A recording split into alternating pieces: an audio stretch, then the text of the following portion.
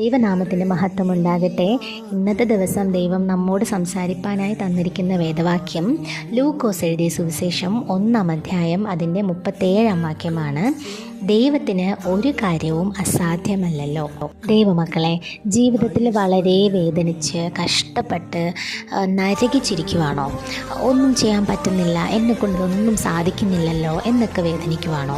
അപ്പം ഞാനും നിങ്ങളും ആരാധിക്കുന്ന നമ്മുടെ സർവ്വശക്തനായ ദൈവം നിങ്ങളെയും എന്നെയും കൊണ്ട് സാധിക്കാത്ത പല കാര്യങ്ങളും അവൻ നമുക്ക് ചെയ്തു തരും. നമുക്ക് ബൈബിളിൽ ഒരുപാട് എക്സാമ്പിൾസ് ഉണ്ടല്ലേ.